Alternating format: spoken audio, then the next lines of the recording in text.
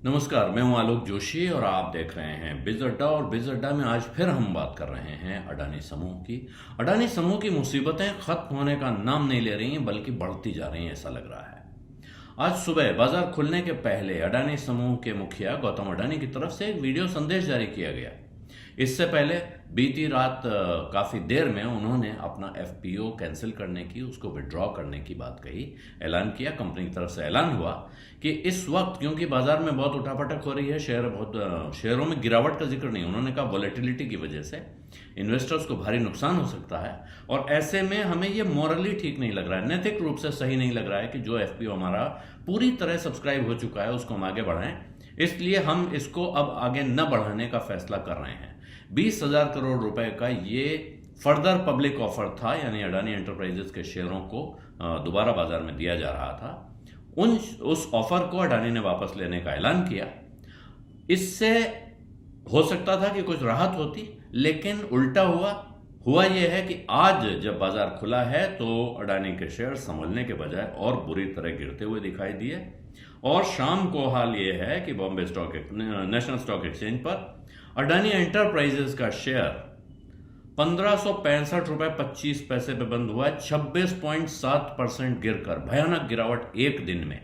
और इसी के साथ उस ग्रुप के अन्य शेयरों में भी सर्किट लगे हुए हैं, अडानी ग्रीन, अडानी पावर, ये जो अनेक शेयर हैं उनकी अगर आप हालत देखेंगे तो बहुत भारी चिंताजनक हालत है। और 24 जनवरी जिस दिन से ये हंगामा शुरू हुआ है, उस दिन से अगर देखें तो अडानी समूह का टोटल मार्केट कैप 19,21,000 करोड़ रुपए से गिरकर 10,41,000 करोड़ रुपए रह गया है, यानी 8,76,000 करोड़ रुपए उसमें से साफ हो चुका है। लगभग 46% हिस्सा उड़ गया है। एफपीओ आने के बाद से केवल अडानी एंटरप्राइजेस ने 2,14,000 करोड़ का नुकसान उठाया है शेयर बाजार में, जबकि Adani power, Adani Wilmar, Adani port, Adani Total gas, Adani transmission, Adani green, ACC और अंबुजा, ये कुल मिला के 28,000, ये सारे एक एक करके अगर आप देखें, इनमें 28,020 करोड़ से लेकर और किसी में 64,000 करोड़, किसी में 2,40,000 करोड़, किसी में 1,33,000 करोड़, ऐसे हर एक कंपनी ने भारी नुकसान किया है। दिसंबर के अंत में अडानी समूह का जो मार्केट कैप था, यानी सभी शेयरों की कुल कीमत, वो 19,63,000 करोड़ था और ये पहुंच गया 10,41,000 करोड़ पर, यानी 46% से ज़्यादा एक कैलेंडर ईयर में अगर आप कहेंगे जनवरी से आज तक, तो लगभग 47% की इसमें गिरावट साफ साफ दिख रही है। और इस गिरावट का सबसे बड़ा हिस्सा हिंडनबर्ग रिपोर्ट के बाद से आया है, जिस रिपोर्ट में ये बात कही गई थी। उन्होंने इल्जाम लगाया था कि अडानी समूह सबसे बड़ा कॉरपोरेट घोटाला कर रहा है। उस घोटाले के जो बिंदु हैं, उन बिंदुओं पे अलग अलग बात करने का कोई अर्थ नहीं है, इस वक्त तमाम बिंदु सामने हैं। लेकिन सबसे बड़ा उसमें इल्जाम यह है कि कर्जे का बोझ बहुत ज्यादा है। अडानी समूह की कंपनियां ओवर वैल्यूड हैं। उन्होंने कहा था कि 85% का डाउनसाइड दिखता है। 85 में से 47%, 46% का डाउनसाइड आप देख चुके हैं। यहां से इसके और गिरने की कितनी संभावना हो सकती है, सोचिए। हालांकि पिछले एक साल 2021 से 2022 के बीच में ध्यान देना चाहिए, अडानी समूह का मार्केट कैप 9,62,000 करोड़ से बढ़कर 19,63,000 करोड़ हुआ था एक साल के अंदर, यानी लगभग दुगना हुआ था। आज की तारीख में आप कह सकते हैं कि ये आज भी गिरने के बाद वहां उस जगह से थोड़ा ऊपर है, लेकिन ये कोई बड़ी राहत की खबर नहीं है, क्योंकि ये जो आज की गिरावट है, अब ताजा गिरावट आई है, जिसमें 5 शेयरों पे लोअर सर्किट लगा हुआ था और अडानी एंटरप्राइजेस, जैसा मैंने बताया, 26.7% की गिरावट के साथ बंद हुई है। उसकी वजह आज ये थी कि सिटी ग्रुप की एक वेल्थ यूनिट है, उसके बारे में ब्लूमबर्ग एजेंसी ने एक रिपोर्ट जारी की। उसने कहा कि सिटी ग्रुप यूनिट ने अडानी के किसी भी शेयर या किसी भी बॉन्ड के सामने कर्ज देने से इनकार कर दिया, यानी उनका कहना है कि अब हम इसको सिक्योरिटी के तौर पे स्वीकार नहीं करेंगे।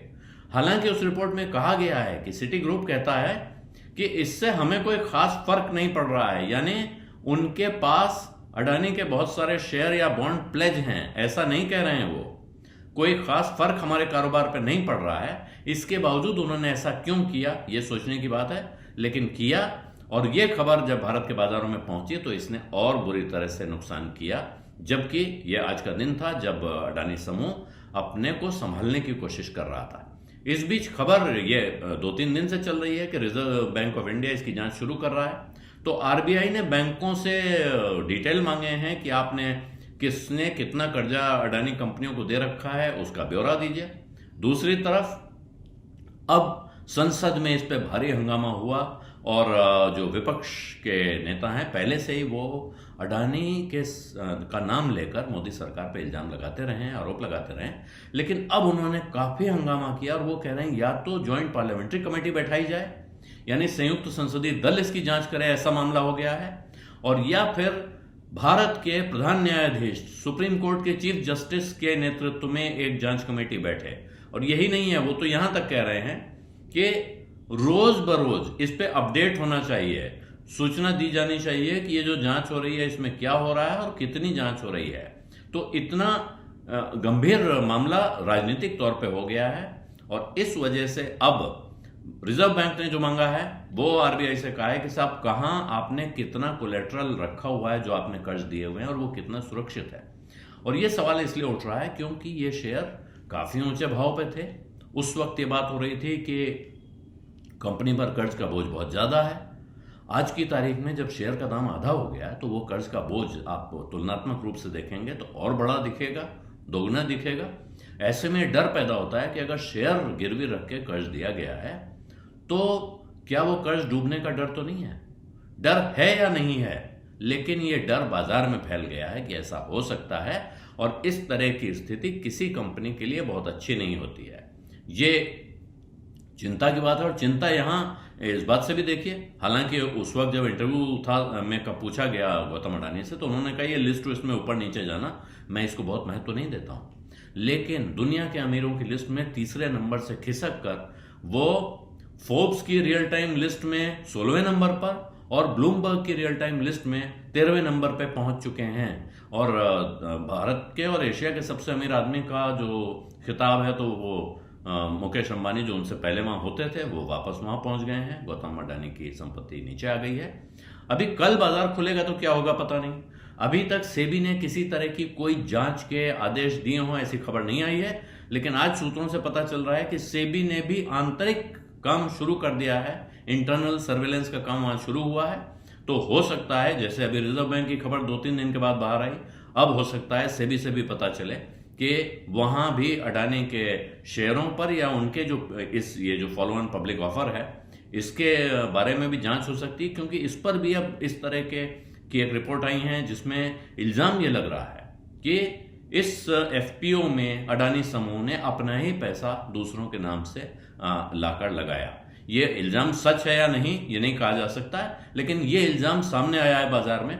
इस तरह के अनेक आरोप जो सामने आए हैं वो हर आरोप इस समूह को नुकसान पहुंचाने में कोई ना कोई भूमिका निभा रहा है, इतना साफ कहा जा सकता है। और अभी अडानी समूह की मुसीबतें खत्म हो गई, ये कहना जल्दबाजी होगी। बिजअड्डा में आज इतना ही, इजाजत दीजिए, धन्यवाद, नमस्कार।